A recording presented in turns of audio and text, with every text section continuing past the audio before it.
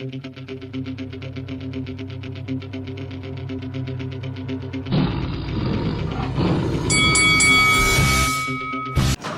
this is Eddie Hearn, and you're watching Lights Out. This is Faisal Khan for Lights Out, proudly sponsored by Spartans Law, and I'm delighted to be joined via Zoom by Ramez Mahmood. Ramez, Happy New Year. Good afternoon. How are you doing? Yeah, Happy New Year, Faisal. Yeah, I'm good, thanks. How are you? I'm all right. Thank you for asking. Thank you very much. How was your festive season? How was Christmas? And how's the start to the new year been for you? Yeah, it's been nice. Just been restful, been ticking over during it, but it's just nice to be off work and yeah, refreshed and ready to go and hit the new year hard. Not also just in the boxing gym, but it's going to be a busy period for you in terms of school wise. I know I've got a nephew that's entering the critical stage of his academic year in terms of mock exams and GCSEs. So, boxing wise and of course work wise, it's going to be a busy time of the year for you, isn't it?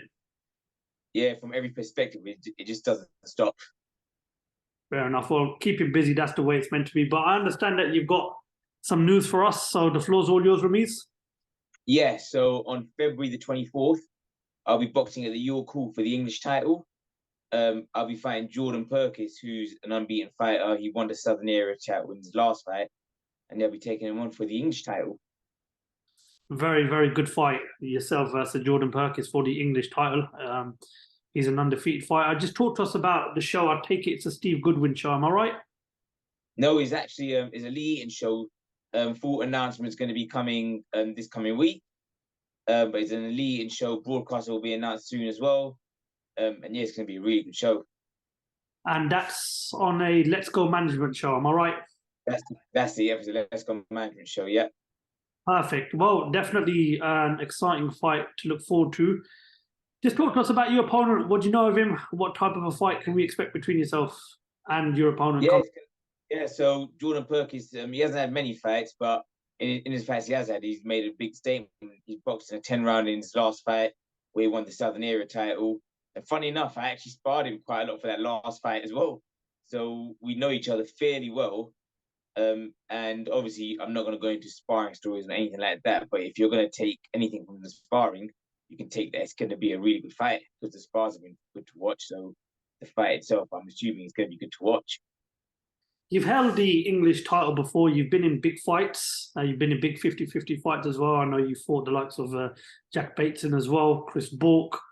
But as I've mentioned, you've won Southern Area titles before. So you've got a lot of experience so far as a professional. Jordan Perkins is going into his sixth fight. Do you think perhaps that experience in terms of fighting for the English title before and being in those 50-50 fights could be the difference going into this fight between yourself and Jordan?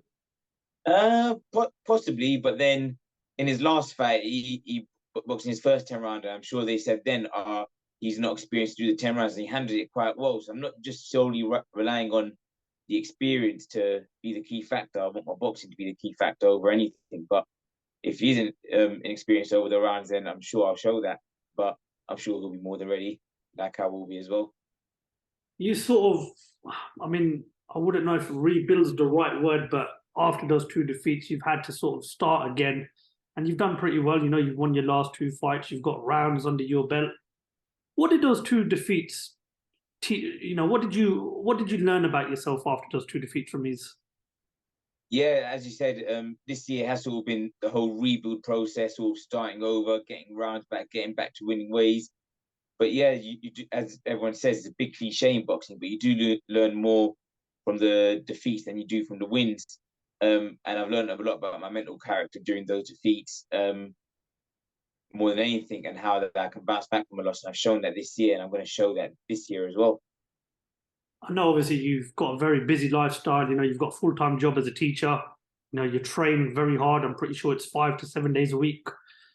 I mean, was there at any point after those defeats you thought maybe boxing might not be for you? Did you ever sort of consider maybe walking away from the sport, Ramiz?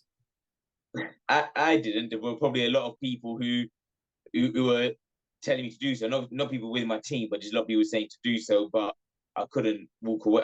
I'm not a quitter sort of thing, and I can't be the person to tell my students when times get hard, just give them try something else. I would advise them to overcome that adversity, and that's what I'm going to do as well.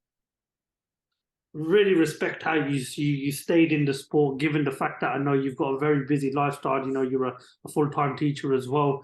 But you said that you had people telling you to sort of walk away from the sport. You still stuck by it, and the rewards are paying off now. You've won your last 2 fights. You've got an English title fight. But are you now at a point in your career where you've got to try and win as many as these fights coming up next? And have you got to look at 100%. this fight as probably the biggest fight of your career? Well, it is the biggest fight of my career so far, and it's the most important. And you're right, I'm not getting any younger, and a defeat is a massive setback. So it's not a case of overcoming adversity now. It's a case of I've got to really push on now. So yeah, you're 100% right with that. What are you doing different in the gym? I mean, is it going to be any sort of change in terms of your tactical setup? Are you working on anything different in training?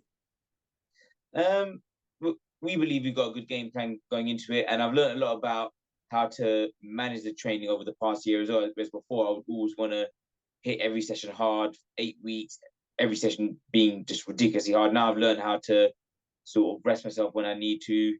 And yeah, I thought I'll be a better version of myself come this fight. If you had to relay a message to Jordan Perkins, what would it be? No words towards him. Just have a good camp and see you in the ring. Now, as I mentioned, you've been in boxing now for quite some time. 2022. One of the biggest pluses was to see the good young crop of fighters come through, such as the Azim brothers that I'm pretty sure you know. We saw Shabazz Massoud, another good step towards the next step of his career. But you've been involved in boxing for a little bit longer than those guys in terms of the professional side of the game. What would your message be to those boxers that are hoping to have a good 2023, such as the Azim brothers and, of course, Shabazz Massoud? Well, they're class, which means Shabazz are actually training at the same gym, so we train alongside each other every day. So he's doing unbelievable, and the improvements he's made have been class. He's world-class fighter, Shabazz. So yeah, just keep doing what you're doing. To the Azim brothers again.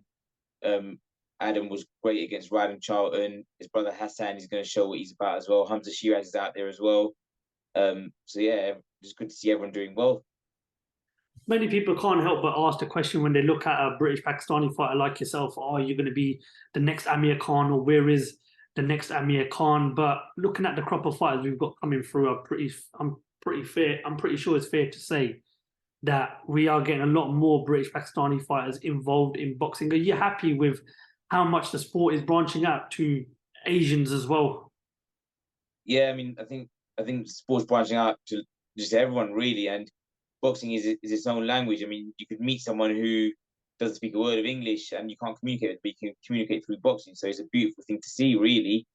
And as it's just inclusive to everyone, that is really nice to see, and it's nice to see people from all walks of life just getting success out of it.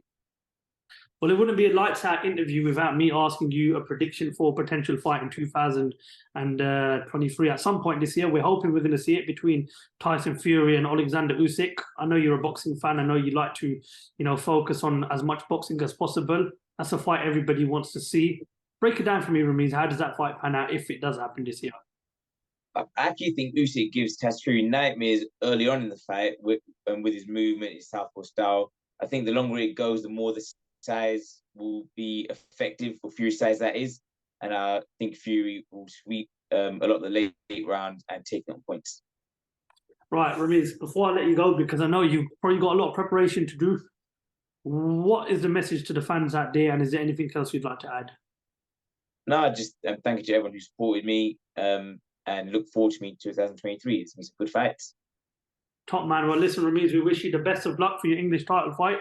Thank you very much for your time as always, and we look forward to catching up with you during fight week. Thank you very much. Mahmood, thank you very much for talking to Lights Out. Speak soon.